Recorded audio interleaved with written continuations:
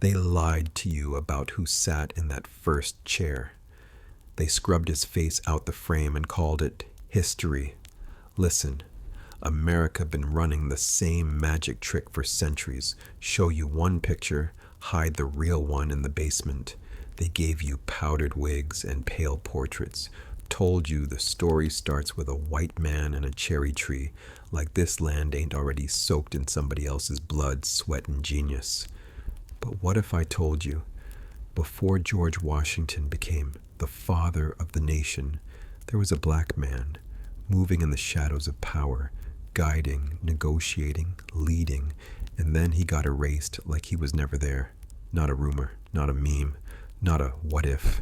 A man with a name, a record, a legacy that got buried so deep most of us never even heard him whispered in a classroom. You were never supposed to ask, "Yo, who was here before the painting?" You were just supposed to salute the frame. But this is part one of a truth they hoped you'd never touch.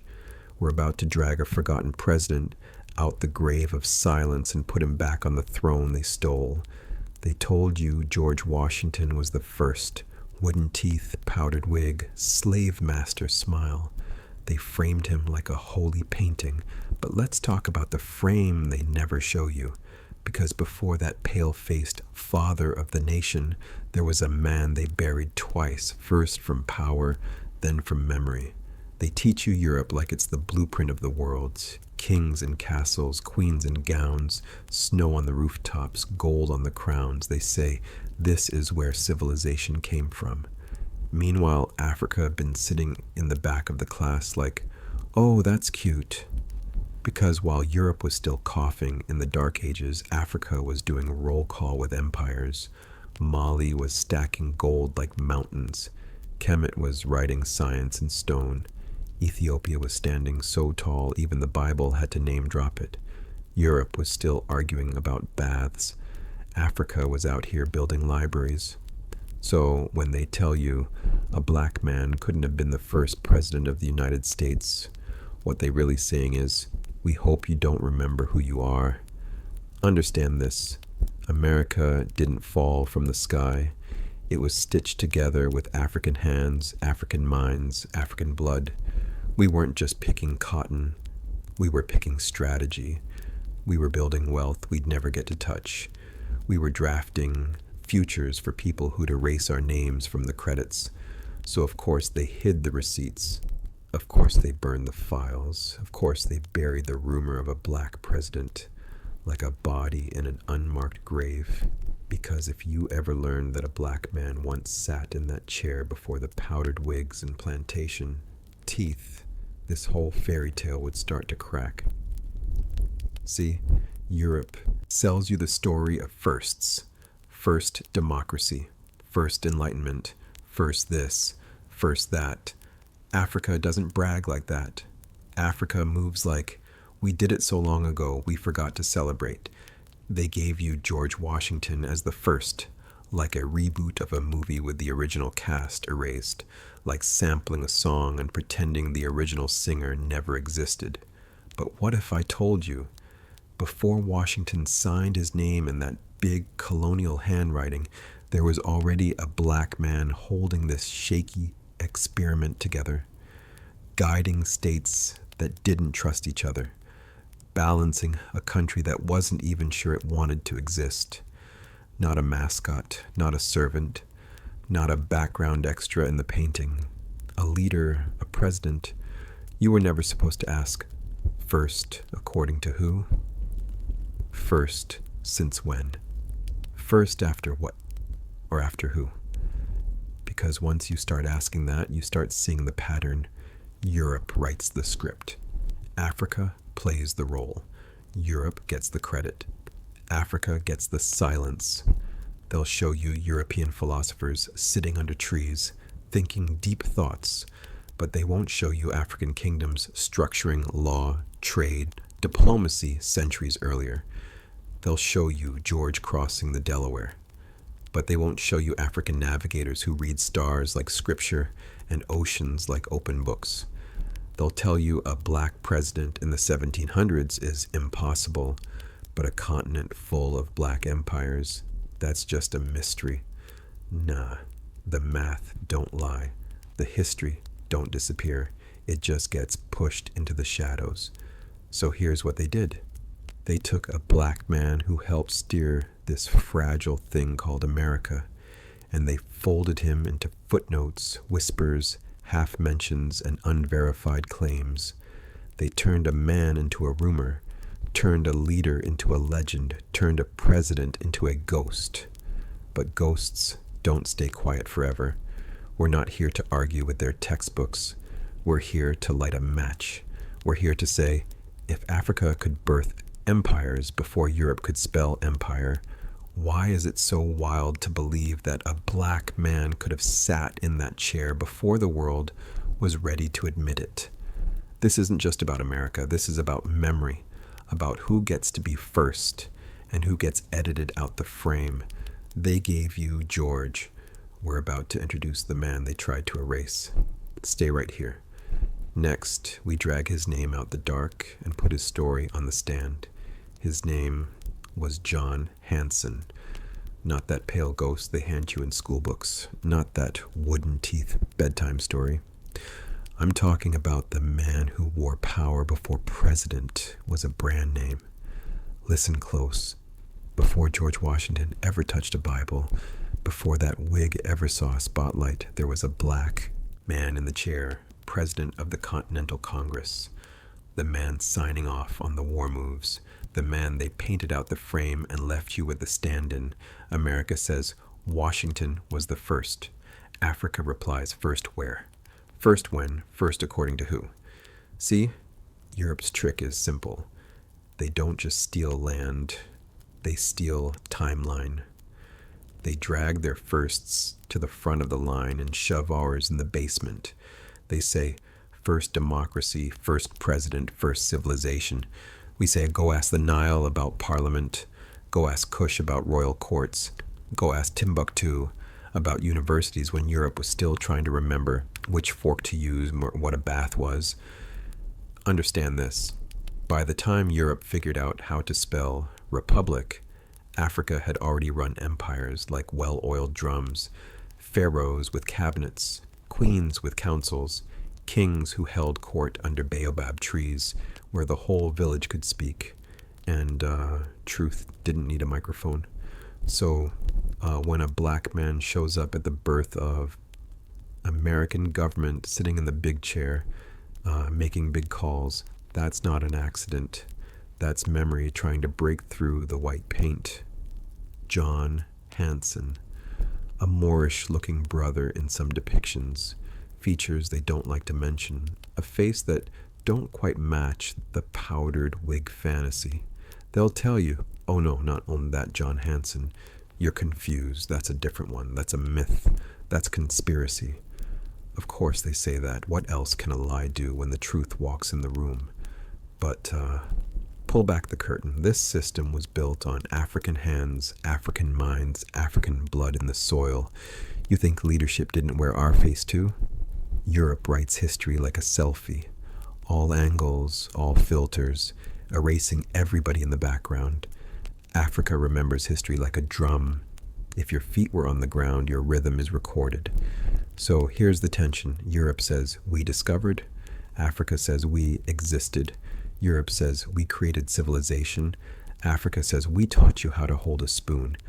And in the middle of that tug of war stands John Hanson, the president they tried to downgrade to a footnote, the man they buried under technicalities and titles like language could erase legacy. But names are stubborn. Truth is petty. It comes back. It knocks on the door of your mind like, remember me? So no, we're not here to worship the office. America's presidency has never been our promised land. We're here to expose the pattern. Every time black presence shows up at the foundation, the story gets rewritten in white ink.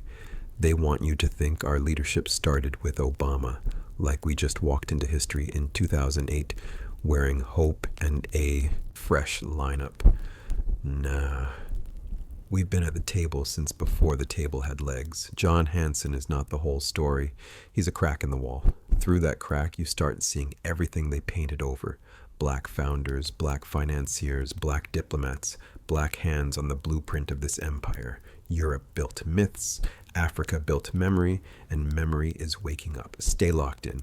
Next, we pull the receipts, unpack the records, and trace how a black man could sit in the highest seat of a newborn America and then get ghosted by the history books. They buried the evidence. We're here with a shovel.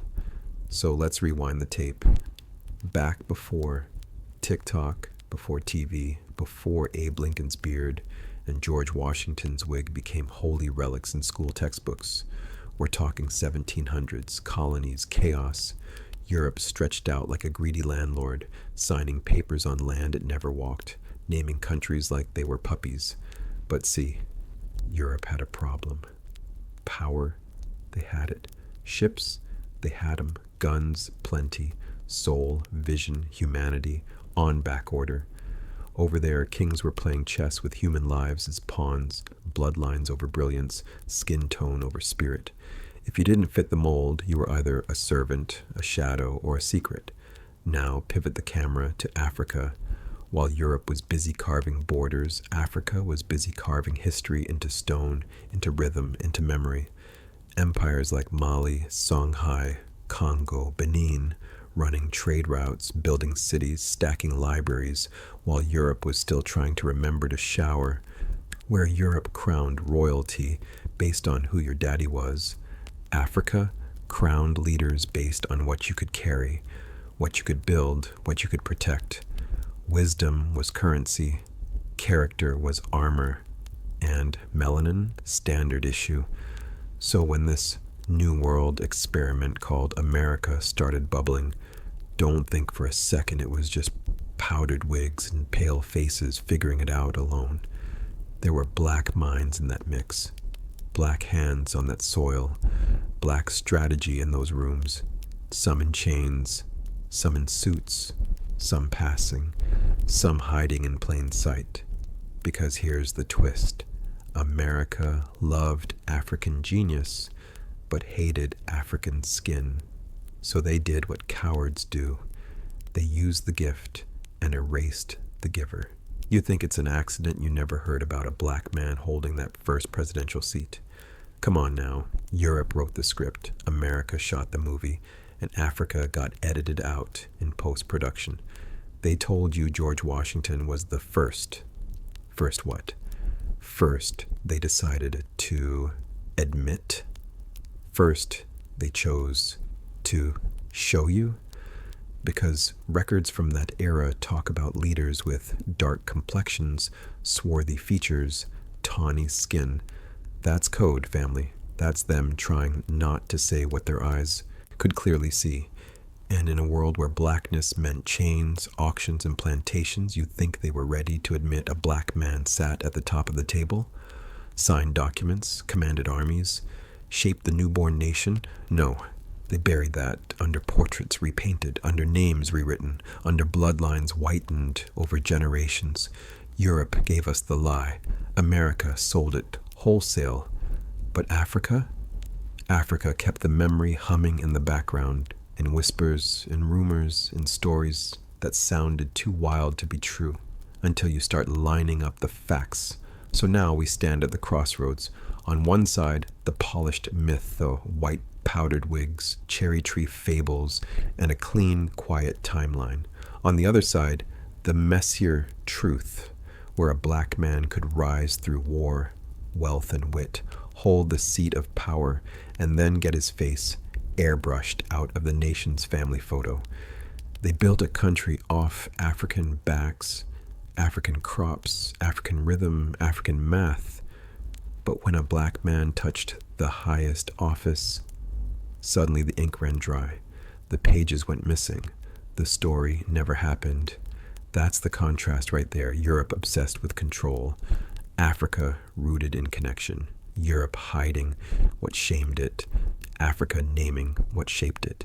So when we say the first U.S. president was actually black, we're not tossing out a cute conspiracy. We're dragging a buried truth back into the daylight. Because the question ain't, could a black man have been first? The real question is, how did they hide him for this long? Stay right there. Next, we crack open the names, the bloodlines, the documents they hoped would never see a black audience with a magnifying glass. They buried the evidence. We're not just holding a shovel anymore. We're bringing the whole excavation crew. Europe writes fairy tales and calls it history. Africa lives history and calls it Tuesday. They told you the first president was a powdered wig with a cherry tree fetish. They put him on the dollar, on the wall, in your textbooks, in your mind. Repetition is a spell, family. Say a lie enough times, it stops sounding like a lie. Starts sounding like tradition. But let's pull back the curtain. While Europe was stumbling out of the Dark Ages, arguing over which king owned which patch of mud, Africa was out here running empires like clockwork. Mali, Songhai, Congo, Kush. Cities with streetlights before Europe even had plumbing right. Libraries when Europe was still trying to remember how to bathe. We had astronomy, architecture, philosophy, trade routes stretching like veins across the continent. They call it tribes, we call it nations, they call it myth, we call it memory. So ask yourself, how does a people with kingdoms older than Europe's idea of itself suddenly become the background characters in their own story? How do master navigators, gold traders, city builders get rewritten as slaves who knew nothing? Simple. You erase the beginning of the book. You tear out the first chapters. You hide the early pages, the ones that don't fit the script. You bury the proof that the first man to run this so-called new world might not have looked like the paintings. Because if the world ever found out that a black man once sat in that chair first, not as property, but as president, the whole lie starts to crack. The whole pyramid of white first, everyone else later, starts shaking like bad scaffolding in a storm. See, Europe sells the story of we discovered, we built, we led. But Africa doesn't need to brag. Africa remembers. We were already mapping stars while Europe was mapping rumors. We were already building universities while Europe was building dungeons. We were already writing in stone while Europe was still whispering in caves. So when they crossed that ocean, they didn't just drag bodies over water. They dragged knowledge, languages, science, statecraft. They didn't import labor. They imported leaders. They imported people who knew how to run nations, who knew how to organize, negotiate, govern. And you think none of that slipped through? You think all that genius just vanished on the shoreline? No, it leaked out in the cracks, in the maroon camps, in the back rooms, in the whispered councils, in the quiet men and women who moved pieces on the board, while the official faces smiled for portraits. Europe loves to stand on a stolen stage and call itself the main act. Africa is the drum behind the curtain, the rhythm that keeps the whole show from falling apart. So when we say the first U.S. president was actually black, we're not just talking about one man, one face, one dusty name. We're talking about a buried pattern. We're talking about how power moves in shadows before it steps into the light. We're talking about the leaders who led before they were allowed to be called leaders. They buried the evidence, yes. But understand this, Europe's greatest magic trick was not ships or guns. It was editing. Cutting Africa out of the frame, cropping the picture so you only see one kind of face at the top. We're here to uncrop, to zoom out, to put the whole image back on the wall. Because the day you realize the first seat at the table might have been warmed by a black body is the day you stop believing you're a guest in a house you helped build. And that's what they fear, not your anger, not your questions, your memory. Next, we're going to talk names, dates, how the story got flipped, how a black founder became a ghost in the footnotes. Stay with me. We're not done digging. We just hit the first bone. Yeah, that George Washington was the first president story. That's the nursery rhyme version, the soft lie, the one they feed you with warm milk and a flag. But when you start digging in the dark corners of history, you find out America had a whole president before George ever powdered his wig. And he wasn't some pale powdered statue. He was a black man, John Hanson, not the John Hanson they parade with a white face in school books. I'm talking about the original one, the Moor, the son of Africa, the man whose very existence makes the story stutter. See, before the United States had presidents, the colonies had a union under the Articles of Confederation. 13 little European experiments trying to pretend they were free while still drinking blood from the Atlantic. They formed a Congress. They chose a leader, a president, not of a corporation, of a confederation, the first one to wear that title in this land. And in the shadows of that timeline, you find a black man holding that seat. A man who signed documents, led sessions, and stood as the face of a fragile new order. But you were never meant to see him. You were meant to see George, wooden teeth, white hair, slave owner, father of a nation that called you 3/5 of a human. Europe writes history like a thief writes receipts. Only what protects the stolen goods, only what flatters the robber. Africa remembers. Africa carries names in the bone, faces in the drumbeat, truth in the tongue of grandmothers who never saw a textbook but could smell a lie from centuries away. Europe builds statues of men who owned other humans and calls them founding fathers. Africa builds memory of men who carried nations on their backs with chains on their wrists and still walked like kings. In Europe's version, black people show up on the scene as cargo. No titles, no crowns, no pens, no power, just shackles. In Africa's truth, we were rulers, navigators, scholars, generals, diplomats, long before Europe learned how to bathe regularly or spell the word civilization without choking on irony. So when a black man sits in the highest seat of a newborn American government, what do you think happens to that story once the pale hands take full control? They bury it.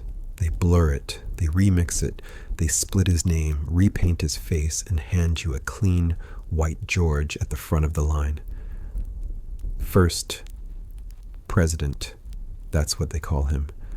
First, as if history started when he showed up, as if black never breathed in those halls, as if melanin never touched the pen that signed early laws. Understand the pattern. When Africa rises in the narrative, Europe reaches for the eraser. They did it with Egypt, turned black pharaohs into mysterious Middle Easterns. They did it with Moors, erased 800 years of African rule in Europe and called it a passing influence. They did it with Haiti, the first black republic that shook the world, and they turned it into a warning label instead of a victory song. So of course they did it with the first president. Of course they did. Because if you knew a black man sat in that seat before the powdered plantation boss, you'd start asking dangerous questions. If the first president was black, what else did they bury? If black hands helped shape the early government, why are we only shown black backs under whips? If Africa's children held power here, why is Africa only shown in chains? Europe sells you a story where Africa is always late to the party, always begging at the door, always trying to catch up. But the truth, Africa built the party, the rhythm, the labor, the ideas, the wealth, the blueprint. Europe just showed up with a pen, signed its name on stolen work, and called itself founder. So when you hear George Washington was the first president, understand that's not history. That's branding. That's PR. That's a logo stamped on a stolen product. The real story is messier, darker, richer. It has a black face in the center of the frame, a man they don't teach you, a chapter they never open, a portrait they keep in the attic of the archive. Stay with me. Because once you realize the first Mr. President might have looked more like you than like the man on the dollar bill, the whole script starts shaking. And when the script shakes, the stage is next. We're not just talking about one man. We're talking about a pattern, a system, a habit of erasing Africa from every throne it ever touched. In Europe's version, they discovered, in Africa's truth, we already were. Now that we've cracked the first lie, let's pull the next bone from the dirt. Because if they buried a black president, imagine what they did to the black nation behind him. Europe been busy writing fairy tales in marble halls, dressing lies in powdered wigs and calling it history. See, Europe loves a clean story, neat, white, centered. Like the world was dark, then Europe discovered light. Like time was sleeping, then Europe invented thinking. Like we were shadows waiting for them to name us. But Africa? Africa was thunder long before their first church bell rang. Africa was a library when Europe was still trying to survive winter. We were mapping stars while they were arguing if the earth was flat. We were building kingdoms while they were building myths. They teach you George Washington, first president, wooden teeth, white wig, cherry tree, can't tell a lie, all that nursery rhyme nonsense. But nobody tells you about the black man holding the office before the office had a name, the brother moving power, before they wrote it into parchment. The African mind steering a newborn nation while the ink on their freedom was still wet and their chains were still warm. You see the trick? Europe writes itself as the beginning, as if nothing moved till they touched it, as if leadership was born in Philadelphia and not in Kemet, Kush, Songhai, Mali, Aksum, as if the first time a man led a people with vision was under a white powdered wig and not under the African sun. Contrast this. In Europe, kings sat on stolen gold, blessing ships that sailed out to bleed the world. In Africa, kings sat in councils measured by how many mouths were fed, how many roads were open, how many disputes were settled without blood. In Europe, they crowned men who couldn't read the language of their own peasants. In Africa, we crowned scholars, warriors, healers, people who could read the sky, the soil, the spirit, and the sword. In Europe, they drew borders with knives on maps, straight lines slicing through nations like meat. In Africa, we drew boundaries with rivers, mountains, marriage, trade, respect, and memory. So when they tell you, the first U.S. president was this white man right here, understand the pattern. They don't just erase a black face, they erase an African blueprint. They bury the proof that even their new world leaned on old African wisdom. Because if a black man was already running the show in the land that swore we were less than human, what does that say about their whole ranking system? What does that say about the so-called superior mind of Europe? What does that say about Africa, whose sons and daughters kept saving nations that turned around and spat on them? See, they needed Europe to look like the father of progress, and Africa to look like the child of chaos. They needed their presidents to look like their paintings, pale, polished, perfect lies. So they cut the black man out the frame, filed him under rumor, labeled him myth, turned him into a footnote, a whisper, a conspiracy theory. But understand this, America didn't rise on European genius alone. It rose on African hands, African backs, African minds. From the fields to the battlefield to the very seat of power. They'll tell you, show us the documents. But who owned the ink? Who owned the printing press? Who owned the schools that taught you what to believe? Europe did. America did. The same people who wrote you in as 3/5 won't suddenly turn honest when a black man sits too close to the throne. Africa's truth don't always live in their paperwork. It lives in patterns, in the way power moves, in the way they panic whenever black brilliance gets too visible, too undeniable, too close to rewriting the script. So no, this ain't just about a hidden black president. This is Europe versus Africa. Paper versus memory. Myth versus bloodline. Their story versus our truth. Europe gave the world contracts. Africa gave the world conscience. Europe gave the world borders. Africa gave the world belonging. Europe gave the world the idea of race. Africa gave the world the idea of human. And that's why they had to bury him. Because a black president at the foundation proved something dangerous, that even their greatest creations needed African guidance, that their house of whiteness was framed with black beams. Now that we've cracked the second lie, we're not just asking who was president, we're asking who really fathered democracy, who really modeled leadership, who really taught the world how to govern souls, not just control bodies, and if the first president was black, how many more black firsts did they erase to keep Europe on the pedestal and Africa on her knees? Stay with me, because the next bone we pull from this dirt won't just shake America. It's going to shake the whole idea of who taught who led who was civilized, and who was pretending. Africa is not auditioning for history anymore. We are the history, and we're done letting Europe narrate it. They told you George Washington was the first. White wig, wooden teeth, cherry tree. I cannot tell a lie. Cute story, fairy tale, bedtime myth. But here's the part they edited out the script. The first man to lead this American experiment didn't look like their marble statues. He looked like you. Before the powdered wigs, before the paintings, before they airbrushed the truth with oil and canvas, this land was black hands on broken soil, black minds doing the math, black backs holding up a country that pretended not to see them. Europe wrote the credits. Africa lived the movie. See, Europe loves costume parties. They dress up thieves as founding fathers, pirates as explorers, missionaries as saviors, and call the whole masquerade history. Africa, we don't need costumes. We walk in as we are.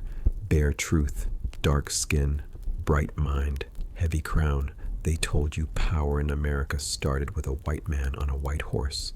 But power was already here, in the fields, in the kitchens, in the war tents, drawing the maps, cooking the food, planning the moves, holding the guns, leading charges they'd never get credit for. You think a nation is built by who signs the paper or by who bled for the ink? Europe will say, show us the documents, show us the portraits, show us the signatures. Of course they will. The same people who erased whole kingdoms now want receipts. These are the folks who turned African emperors into tribal chiefs, African cities into villages, African science into myths, then had the nerve to call us primitive. Understand the pattern.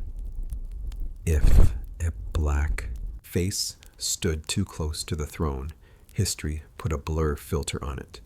If a black hand held the pen, they switched the author on the cover. If a black mind made the plan, they handed the credit to the nearest white man in a wig. So when you hear whispers that the first real leader of this so-called democracy was a black man, don't flinch. Don't rush to defend the textbook. Ask yourself, when has Europe ever told the full truth about Africa's children? They buried our pharaohs. We dug them back up. They hid our manuscripts. We read between the ashes. They painted angels white over black halos. We scraped off the paint and saw ourselves. America is just Europe's wild little cousin, still lying about its age, its past, its parents. And in that family tradition, they airbrushed the first chapter of their presidency too. But here's the real flex. Whether they admit it or not, black leadership shaped this place from day one. On the battlefield, in the back rooms, in the shadows where real power moves before it steps into the light. So when someone says the first U.S. president was actually black, hear it for what it is. Not just a claim about one man, but a crack in the white wall of their mythology. A reminder that the story is bigger than the statue, that the throne is older than the crown they put on it. Europe gave you George with the wig. Africa gave you the courage that kept this place from collapsing. Europe gave you the painting. Africa gave you the pulse. They wrote us out the first time. We are rewriting it now. Pen dipped in memory, ink made of evidence and audacity. Because once you accept that even their first chapter might be wearing black skin under that white powder, you start to question everything they ever swore was official. And that right there is where Africa stops auditioning and starts directing the whole damn film. See, Europe been walking around like the self-appointed librarian of human history, stamping dates, signing names, locking our stories behind glass like we some museum exhibit. They say George Washington was the first. We say first documented by you, not first to lead, not first to rule, not first to build a nation out of dust and discipline. Because while they were still arguing over which king could own which coastline, Africa was already running empires so advanced, the blueprints looked like science fiction. Mali had scholars who could outthink their whole royal court before breakfast. Songhai had systems that moved like clockwork without a single European permission slip. Kemet been writing constitutional spirit on temple walls before they even knew how to spell democracy. Europe had castles, Africa had civilizations, Europe had kings drunk off wine and ego, Africa had councils, queens, generals, astronomers, moving like constellations in human form. So when they tell you the first US president was this powdered white man chopping down cherry trees, understand, that's not just a lie, that's a strategy. Because if they admit that the blueprint of their greatest office might trace back to black hands, black minds, black bodies, then they gotta confess that the very idea of leadership they worship been sipping from African wells the whole time. Europe sells you discovery. Africa is the origin. Europe plants a flag and calls it new. Africa plants a people and calls it home. Europe writes one man into legend and erases the black faces standing in his shadow. Africa understands that no throne stands without 1,000 hands lifting it. So when whispers rise that the first doe to sit in that presidential seat may not have matched the portrait on the dollar bill, don't be surprised. That's not a glitch in their system, that's a crack in their costume. Because what is America but Europe's rebellious child trying on empire like daddy's old jacket? And what is Europe but a student that raided Africa's library, ripped the covers off the books and signed its own name on the title page? They took African structure, African science, African spirit, wrapped it in white wigs and ink, and called it the West. So of course they'd rather bury the truth than admit that the first might have been black. Because once you see a black face at the starting line, you start asking, if we were first here, where else were we first? First to rule, first to write, first to map the stars, first to breathe law into existence without chains, without colonies, without Europe's supervision. That's the nightmare that keeps their history books sweating at night. Africa, not as the side character, not as the rescued, but as the original author whose name they scratched off the cover. Europe gave you kings. Africa gave you kingdoms. Europe gave you presidents on paper. Africa gave you leadership in blood, bone, and memory. So when we say, even your first president might have been black, we not just talking skin tone. We talking lineage. We talking template. We talking the echo of Africa inside every office you were taught to worship.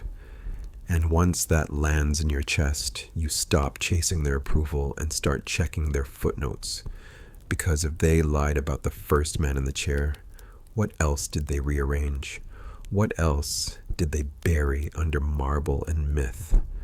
The world been watching Europe like the main stage, but here's the twist. The script, the set, the rhythm, the soul, that's Africa's handwriting all over it. And now, the ink is starting to show. They told you George Washington was the first, wooden teeth, powdered wig, standing tall like some marble Moses. But lean in. Let's pull the curtain back. Before that wig-wearing myth got crowned, this land already had a president who looked like the soil it stands on. Dark, rich, undeniable. John Hanson. Not the one they parade in their soft focus textbooks. Not the whitewashed portrait they slide in front of your face. I'm talking about the Moorish brother, the one they painted over with pale lies and museum lighting.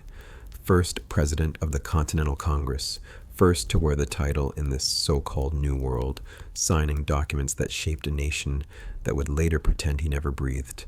They buried that, folded it in footnotes, hid it in archives, whispered it away in academic corners where nobody from the block goes digging. Because if you knew the first man to sit in that seat looked more like your uncle than your oppressor, this whole illusion starts to crack. Europe sells you statues. Africa births stories. Europe polishes marble. Africa polishes memory. Europe says, here is your hero. Powdered, powdered, powdered. Africa says, here is your lineage. Unbroken, unbent, unbought. See the game? They turned history into a costume party, handed out wigs and titles, erased the drummers, the builders, the thinkers, then told you civilization started when they showed up late to the party with stolen blueprints and borrowed gods. But the first rhythm in that White House timeline, that first signature that mattered, that first seat of power in this American experiment, got African fingerprints all over it. They don't want you to see that. Because once you see that, you start asking dangerous questions. If the first president was black, what else was black before they bleached it? Democracy, navigation, mathematics, faith, philosophy? Europe keeps selling you firsts, like it invented time. Africa smiles because we remember when the world was still learning how to count. Europe is the remix. Africa is the original track. Europe is the marble mask. Africa is the living face. They gave you George on the dollar, but they hid John in the shadows. They gave you myths in high definition, but blurred the truth in black and white. This is what empire does. It doesn't just steal land, it steals order of appearance. It rewrites the cast list, moves your name from star to extra, then tells you to be grateful for a walk-on role in your own story. But the reel is rolling back now. The edits are glitching. The buried names are humming under the floorboards. John Hanson, black man. First to carry that presidential weight before United States became a brand name. You weren't supposed to hear that. You weren't supposed to see that. You weren't supposed to feel that pride rising in your chest like a drumline. Because once you know a black man sat at the head of their table before the myth of Washington, you stop asking, do we belong here? And start asking, who else did they move out of frame? Europe gave you a script. Africa gave you a memory. One can be edited, the other cannot. And now that memory is waking up, stretching its arms, cracking its knuckles, ready to testify, history class won't tell you this part. Textbooks start the story with powdered wigs and wooden teeth, like the world began when Europe finally looked up from its own darkness and discovered a stage Africa had been shining on for millennia. See? Europe writes history like a selfie, good angle, soft lighting, all the mess cropped out the frame. Africa is the original camera, no filter, no edits, just memory carved into stone, rhythm pressed into drum skin, bloodlines carrying archives you can't erase with an eraser or a treaty. They told you the first president was a white man with a plantation smile and a pocket full of slave deeds. But go back, past the school lies, past the Hollywood costumes, past the marble statues trying to look like gods. You'll find black faces in the cracks of that story.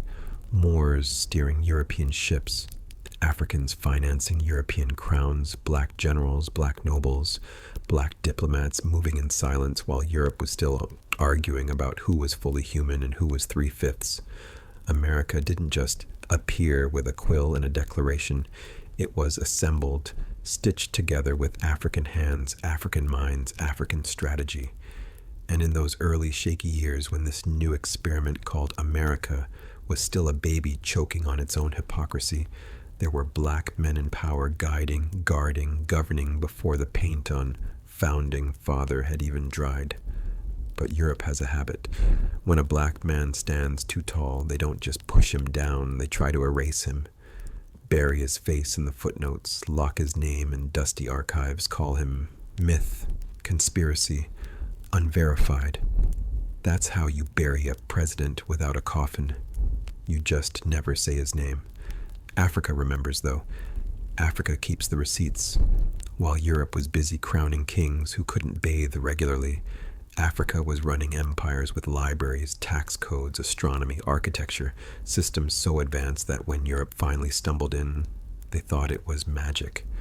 So when a black man sits in the highest chair of a new land, guides nations, shapes laws, stands as head before head of state had its modern title, Africa doesn't call that impossible. Africa calls that Tuesday. But Europe?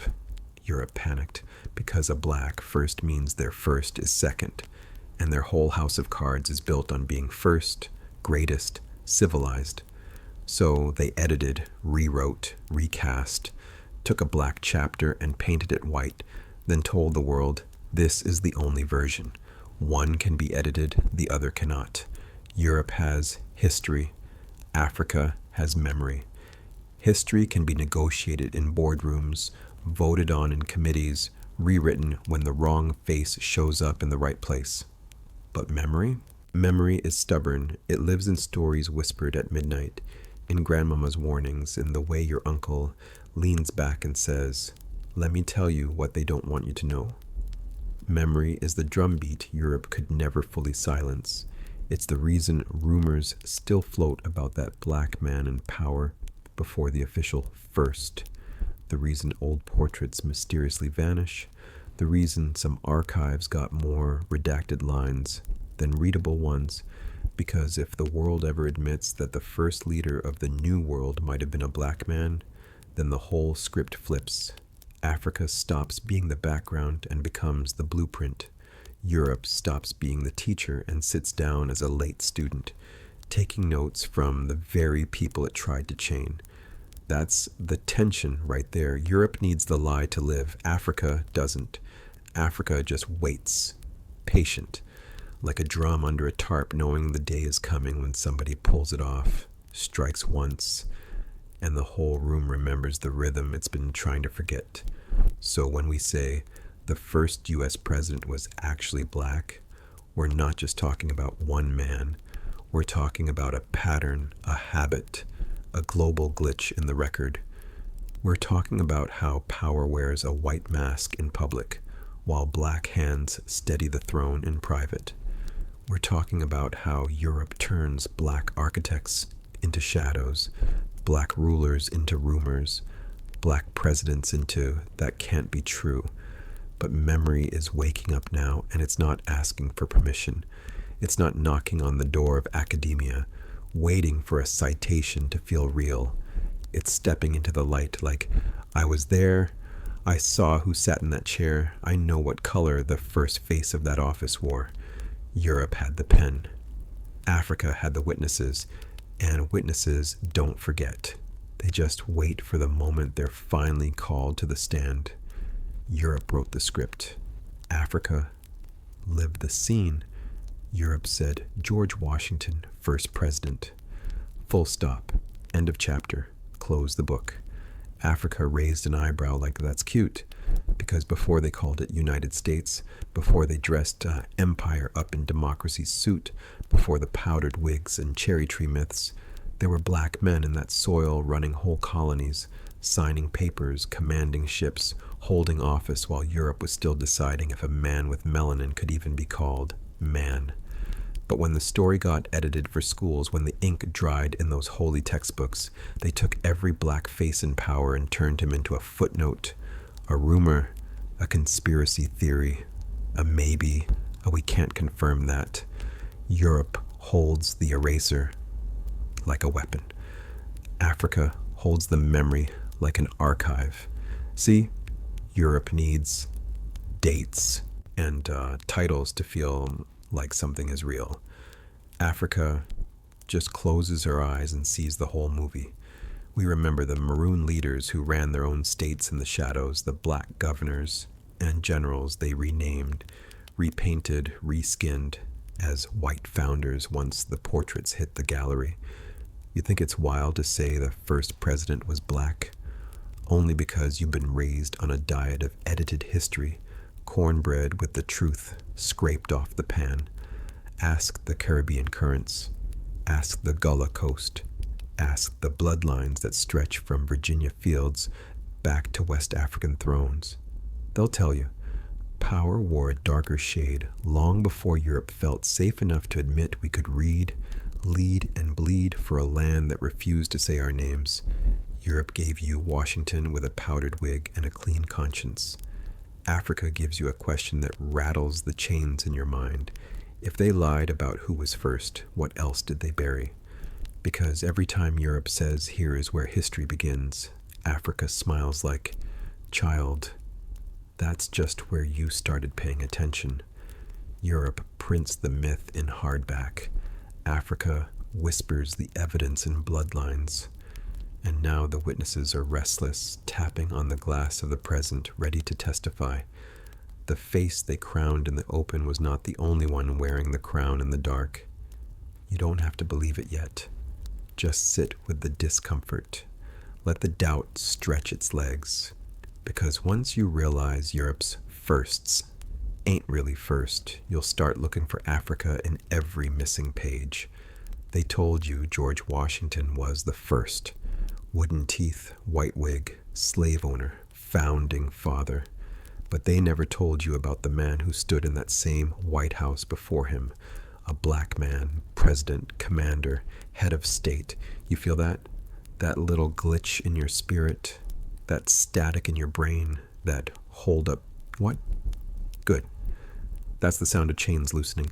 See, Europe writes history like a selfie with a filter on, airbrushed, bleached, cropping out everybody who doesn't fit the aesthetic. Africa? We remember in drumbeats, in names whispered over fires, in stories your grandma started but never finished because the school system told her she was wrong. They said the first president was white because the story had to match the system. You can't build a slave empire, then admit a black man once ran the whole show. So they buried him, erased him from the roll call, filed him under never happened. But truth don't stay buried. It leaks. It lingers. It shows up in old letters, forgotten portraits, mysterious bloodlines nobody wants to talk about.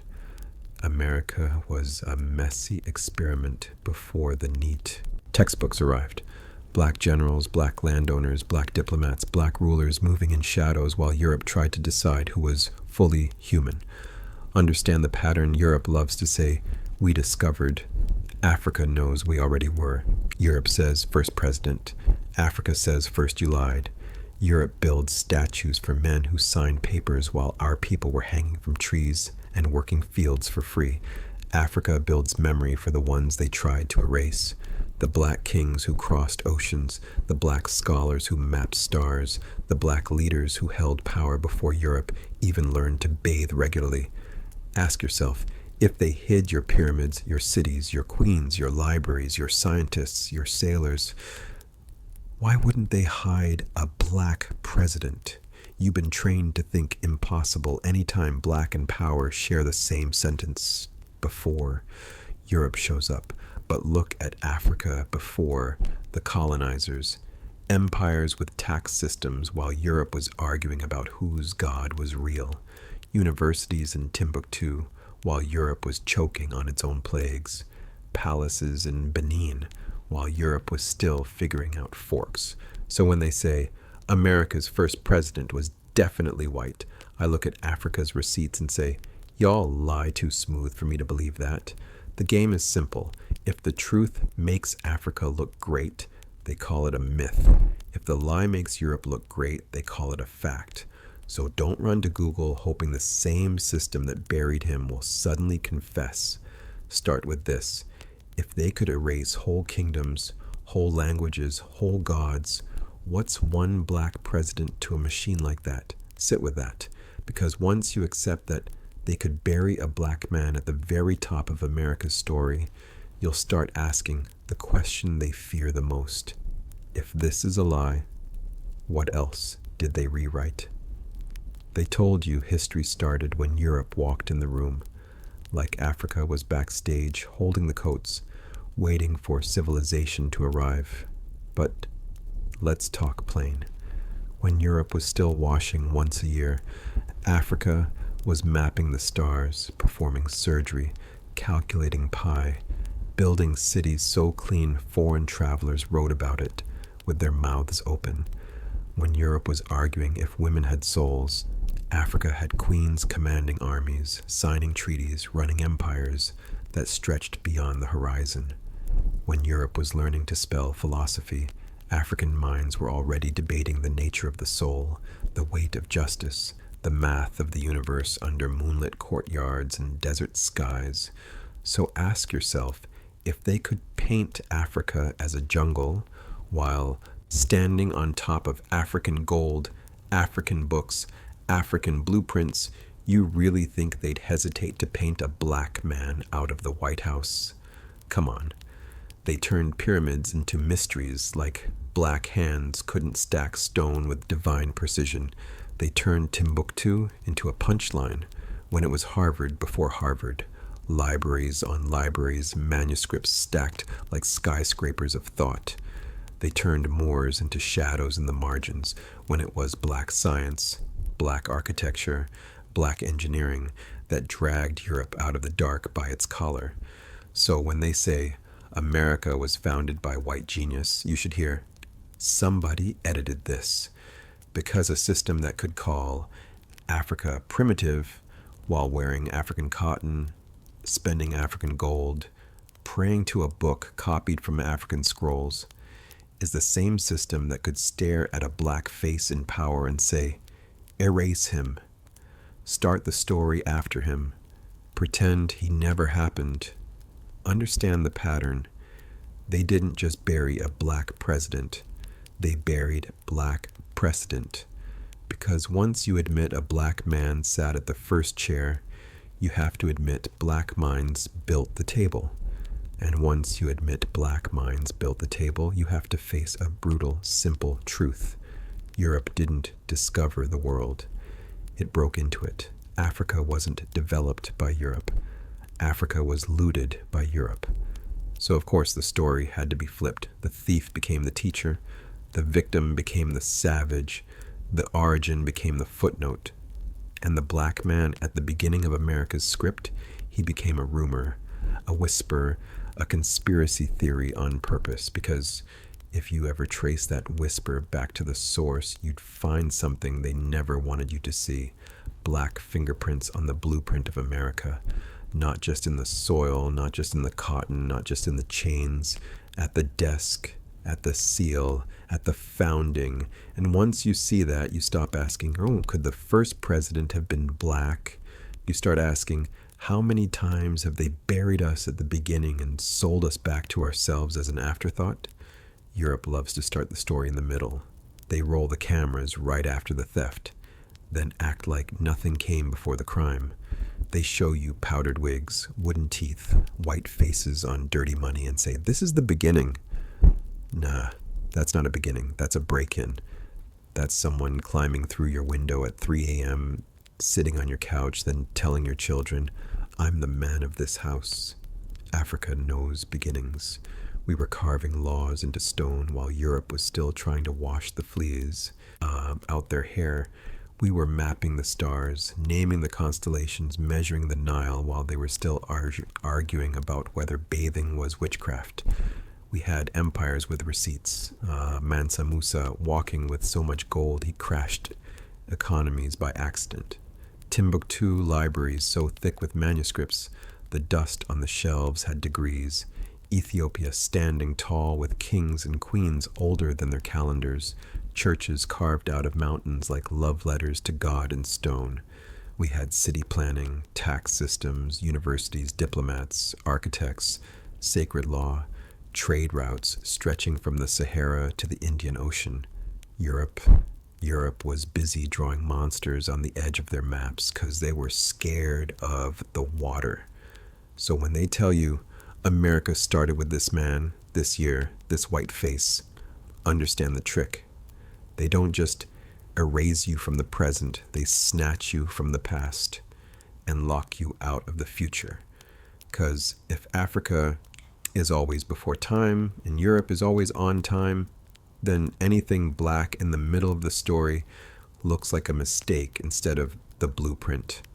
So, of course, they couldn't let you see a black man standing at the front of their new world, a black president at the first breath of their empire. That would crack the whole illusion, 'cause then you'd ask, if the first one was black, what else was black? The land deals, the treaties, the strategies, the money. You'd start tracing lines from African courts to American Congress, from griots to founding fathers, from royal bloodlines in Benin and Congo to mysterious dark men in powdered wigs who somehow never make it into the textbooks. You'd start seeing how a man with African blood could stand at the head of a young, wild country because leadership wasn't new to him. His people had been running kingdoms while Europe was still learning to use a fork. That's why they buried him under firsts that came later. That's why they teach you about the first white this, the first white that, like history is a parade that only starts marching when Europe shows up with a drum. But Africa? Africa is the drum. Africa is the rhythm. Africa is the first beat they tried to sample, steal, remix, and release as their own album. So when we say the first US president was actually black, we're not just talking about one man. We're talking about the crack in the mirror. We're talking about the moment the mask slips and you see that the new world wasn't new, just renamed. We're talking about Africa's fingerprints on the steering wheel of a country that pretends it drove itself. Europe wants you to think blackness is a guest in the house of power. History, real history, says blackness built the house, drew the blueprint, laid the bricks, and probably owned the land before the house even had a name. So now don't just ask, was the first president black? Ask, how deep does Africa run in the veins of this place? How many times did they paint us out of the portrait and hang the forgery in the museum? Because once you see that the beginning was darker than they told you, you stop begging for representation in the credits and start demanding the rights to the whole film. Next, we're going to put a name, a face, a story to that erased man at the front of the line and watch how the whole timeline starts to shift. They told you the first man in that chair wore powdered wig and paper skin, like leadership was born in Europe, baptized in tea, and raised on cherry trees. They sold you George Washington like the pilot episode, like nothing rolled before that white curtain opened. But lean in. Let me talk to your memory, not your textbooks. Before they were presidents, we were pharaohs. Before they drew borders, we were constellations. Before they signed constitutions, we carved law into stone and spirit and called it balance. Europe was still arguing with soap, fumbling with forks, praying in Latin to a god they painted to look like themselves, while Africa was mapping the stars, counting the Nile's heartbeat, building libraries so heavy with wisdom, they had to be burned to be beaten. So when they tell you the first US president was this man, understand the trick. They were not just lying about the man, they were lying about what first even means. Because how are you going to call it the first house on stolen land when the blueprints came from Timbuktu, from Kush, from Kemet, from kingdoms they still pretend were just deserts and drums? See, in their version, history starts when Europe walks in. Like a colonizer entering your home, sitting on your couch, renaming your children, then calling himself founding father. But our version starts long before that. Our version knows that a black man once held that office in the shadows of their fear, carrying a country on his back while they tried to hide his face behind white ink. They buried his name under marble myths, erased his reflection from the mirror of power, because if you ever saw a black first at the front of their story, you'd start asking, what else did you bury? Who else did you hide? How many crowns did you melt down into chains? Europe gave the world a costume drama. Powdered wigs, ink-stained hands, portraits framed in gold. While the paint was still wet with our blood, Africa gave the world the blueprint, rhythm, reason, systems, seasons, the science of breath, the math of building a people that could bend but not break. So when I say the first US president was actually black, I'm not just talking about one secret man in one stolen office. I'm talking about the leak in their timeline, the crack in their glass, the moment you realize this whole Western civilization is standing on African shoulders and still pretending we're not in the room. They crowned Europe the author, Africa the footnote, but the plot doesn't move without us. Next, we're going to drag that hidden brother out of the footnotes, wipe the dust off his name, and when you see his story standing upright, chest out, melanin loud, you'll understand. This isn't about adding color to their painting. It's about turning on the lights in a gallery they built on our stolen art. Stay with me. We're about to walk into that White House before it was white, before the paint, before the myth, and reintroduce you to the man they tried to write out of his own beginning, before George, before that wooden-toothed legend, before powdered wigs and plantation breath got crowned as founding fathers. There was a brother named John Hanson. Not the pale face they parade on Google Images, not the Swedish dude they slide in front of you like a decoy duck. I'm talking about the Moorish man, the dark-skinned diplomat, the one whose face didn't fit their fairy tale frame. See, before there was a president of the United States of America, there was a president of the Continental Congress. Different title, same seat of power, same gavel, same weight, same decision shaping a newborn empire. And guess who sat there first? Not Mr. Cherry Tree, not Mr. I own slaves but love freedom. A black man presiding over 13 colonies that were still arguing about whether his people were even human. Let that contradiction breathe for a second. Because Europe loves to sell you this bedtime story. Once upon a time we brought reason to the world, taught the savages how to think, how to rule, how to build. Meanwhile, Africa was out here running empires, while Europe was still trying to wash once a week without freezing. We had Timbuktu universities when they were still arguing about whether the earth was flat or cursed. We had Mansa Musa walking the earth like a moving bank, dropping so much gold the price of it collapsed for years. We had Ethiopian kings, Kemet scientists, Songhai strategists, queens commanding armies while Europe was busy praying the plague away. So when a black man shows up at the dawn of American power, sitting in that chair, signing those documents, leading that Congress, that's not a glitch. That's the echo of an older pattern, because leadership isn't new to us. Government isn't new to us. Civilization ain't Europe's invention, it's Africa's export. But they had to rewrite the script. They could not afford for your children to grow up knowing that the first man to wear the title president in this American experiment looked more like them than like the faces on their schoolroom posters. So they did what they always do. When black brilliance breaks their frame, they buried him under paperwork, misprinted portraits, and little side notes in dusty books. Ceremonial role. Not the real presidency. Doesn't count. Funny how it counts when they wear it, but turns to symbolic when melanin walks in the room.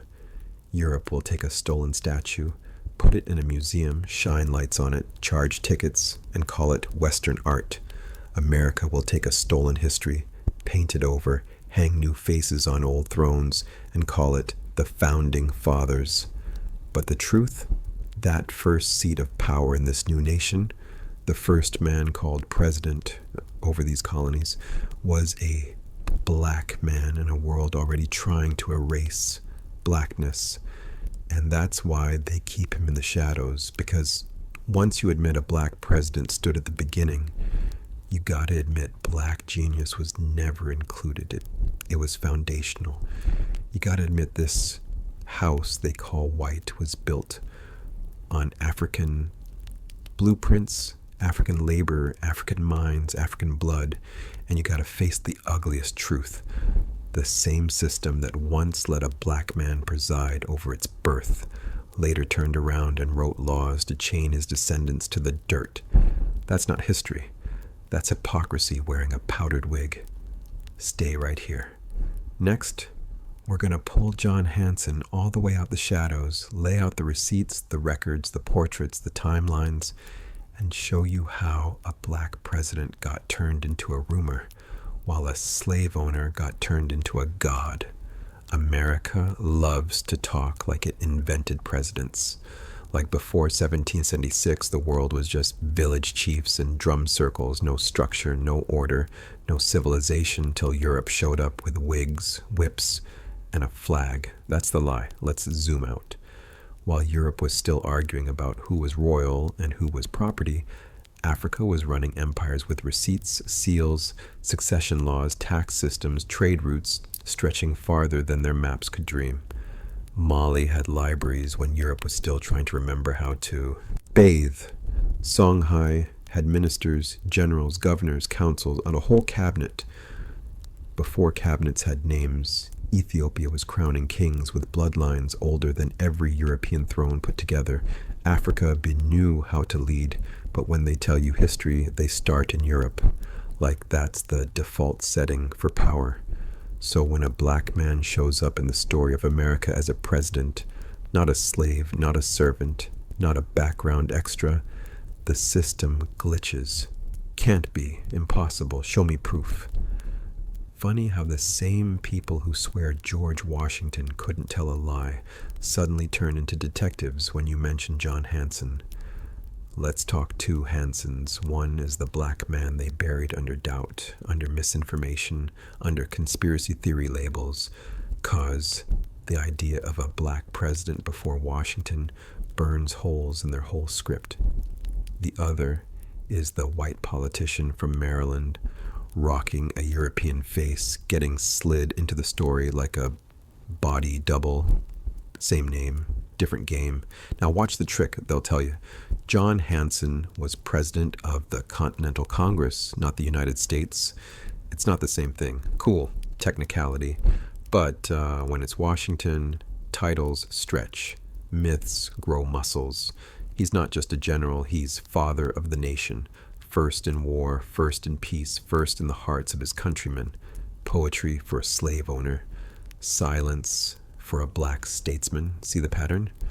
When Europe leads, they call it civilization. When Africa leads, they call it tribal. When a white man signs papers, it's founding a nation. When a black man holds power, it's not official, not the same, doesn't really count. America learned that from Europe. Europe walked into Africa, saw kings on thrones, queens with armies, cities with streetlights before London had them, and still wrote down savages. So you think a system like that would ever look at John Hanson, a black man in a seat of power, and say, yeah, let's put him on the front page of the textbooks? No. They did what they always do to black greatness that doesn't fit their storyline. They blurred it, split it, reassigned it, then handed you the edited version and called it objective history. But here's where it gets uncomfortable. The deeper you dig into John Hanson, the more you realize you're not just fighting for one man's name. You're fighting the whole idea that black people couldn't possibly have been first at anything in America except chains. That's the real war, not over one portrait, over possibility. Because if a black man could sit in that chair before Washington, then the whole America wasn't ready excuse for the next 200 years falls apart. And they know it. So they keep you busy arguing over grainy portraits and half-burned records, while the bigger truth sits in the corner, arms folded, waiting to be seen. Black leadership ain't a glitch in history. It's the original software. From Kemet to Kush, from Mali to Mapungubwe, from royal courts on the Nile to councils in the Carolinas where Maroons ran their own worlds. We've been governing. We've been deciding. We've been building systems that worked before Europe even knew how to spell democracy. So when a black John Hanson shows up in the archive, the question ain't just, was he the first president? The real question is, why does the idea of a black first anything shake this country to its core? Stay locked in. Next, we're diving into the paper trail, the documents, the dates, the double identities, and we're going to show you how Europe's version of truth got exported to America and how America used that same script to bury a black man in plain sight. First, let's talk about paper. Not the kind you spend, the kind that spends you illustrate. Birth records, property records, church books, ship logs, presidential portraits. Europe said, if it ain't on our paper, it ain't real. Africa said, if it ain't in our people, it ain't truth. See the difference? In Europe, history got stamped, sealed, signed off by some pale hand behind a desk with a wig on. In Africa, history got carried in the chest of an elder with a back like a baobab tree and a tongue sharp enough to cut through centuries. Europe trusted ink. Africa trusted memory. Europe built archives. Africa built ancestors.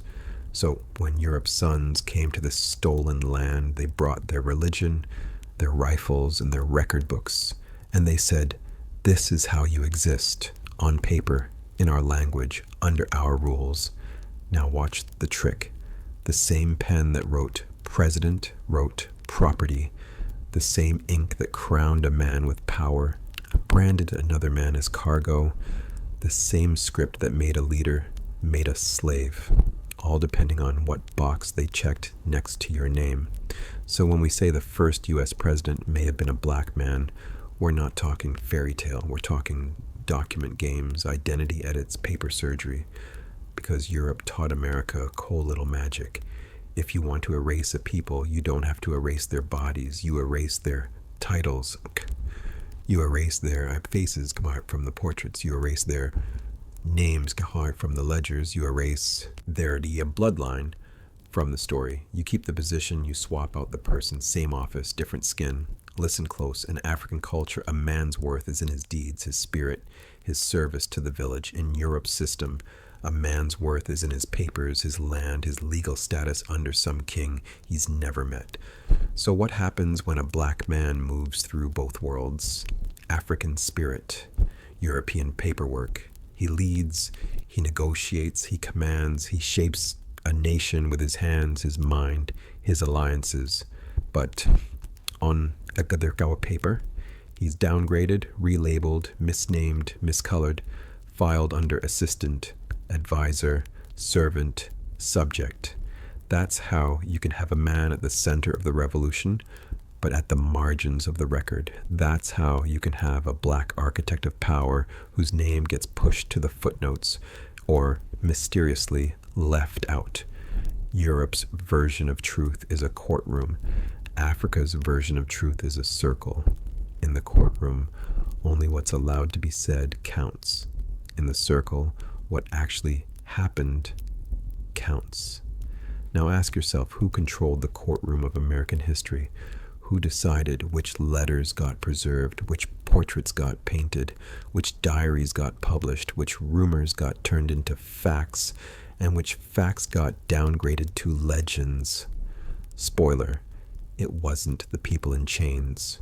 So when you hear about a black man leading before the first president, when you see documents that don't line up, timelines that overlap, signatures that shift, titles that move, you're not looking at confusion. You're looking at a cover.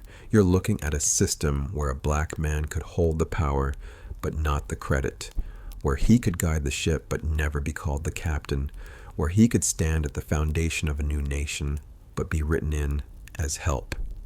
That's not an accident. That's a strategy. Europe said, we are the default. America said, bet. We'll copy that. So they borrowed the blueprint. Elevate whiteness as universal. Make black greatness look like a glitch. Turn black leaders into side characters in their own story. And when it came to that early president seat, they played the same game. Use the man, bury the man, keep the office, change the face. This is why the idea of a black first president sounds wild to a country raised on Europe's script. Because if they admit that one lie, they got to reopen the whole archive. They got to question every portrait, every statue, every founding father storybook they ever sold you. They'd have to say, maybe the first wasn't the first. Maybe the founders weren't the only ones doing the founding. Maybe the man we buried in the footnotes was standing at the front the whole time. And that, right there, is what scares them. Because once you accept a black first president, you start asking, what else did they bury? How many other black firsts got turned into never was? Stay with me. Next, we're pulling receipts. We're walking into the archives they built to control the story, and we're going to use their own paper against them. Names, dates, positions, contradictions. We're laying out the trail they hoped would stay broken. And when we're done, you won't just believe a black man could have been this country's first leader. You'll start to wonder how you ever believed he couldn't. So let's walk it down, slow, clear, face to face with the lie. They told you the story starts with powdered wigs and pale faces. They framed the first chapter in marble and myth, edited in Latin, edited out melanin. But history got a stutter. It repeats what it's told, not what is true. And the truth is this. Before George Washington became the ghost they taught you to salute, this land had leaders darker than the ink they refused to write them in. Black governors, black generals, black landowners with more acres than some European kings. Men who signed treaties, commanded troops, held councils, moved nations, but got demoted in the textbooks to servants, freedmen, helpers, assistants, anything but what they were, leaders. You think it's an accident that the word founding got chained to one color? You think it's random that your mind never pictures a black face when you hear the word president before 2008? No, that's not coincidence. That's construction. That's architecture. That's narrative warfare. See, president ain't just a title, it's a spell. Who they call first becomes the father. Who they call father owns the house. So what do you do if the real first doesn't fit the painting? You erase him. You bury him. You call him anything but what he was. Maybe he was called a governor while he did the work of a president. Maybe he was called a chief while he negotiated like a head of state. Maybe he was called property while he moved property like a banker. Maybe he was called boy while whole towns answered to his voice. You don't have to know his name to feel his absence. You feel it every time your child opens a history book and never sees themselves at the beginning of anything. You feel it every time a black kid gets told, you can be anything. But all the stories start with someone else. You feel it every time your spirit whispers, this can't be all there is. And the page whispers back, this is all we'll give you. But listen, paper lies, stone lies, statues lie, Hollywood lies, blood doesn't. Blood remembers, blood keeps receipts. In the hush between heartbeats, you know there were black hands on the first blueprints, black minds in the first debates, black backs holding up the whole damn house while somebody else signed their name on the deed. So when we say the first U.S. president was actually black, we're not just talking about one man in a wig you never got shown. We're talking about a stolen position, a stolen image, a stolen right to be seen as the architect, not just the labor. We're talking about the black man who led states before they were called states, the black man who commanded armies before the flag had its final stars, the black man whose decisions shaped the soil this government grew from, but whose face got pushed off the canvas so hard the frame forgot him on purpose. You were never supposed to ask, where is he? You were trained to think he never could be. Because if you accept that a black man could have been the first leader of this country, you have to question every border they drew around your mind.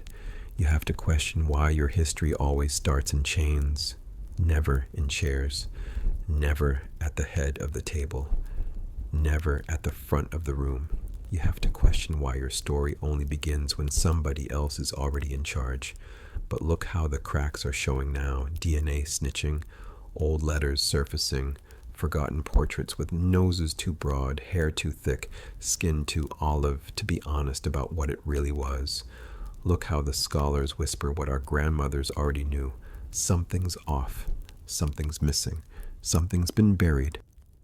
And beneath that dirt, a throne, not made of gold, but of labor, of leadership, of vision, a throne they sat on before the ink dried on the Constitution, a throne they were forced to step down from in the record books, even while their work held the whole structure up.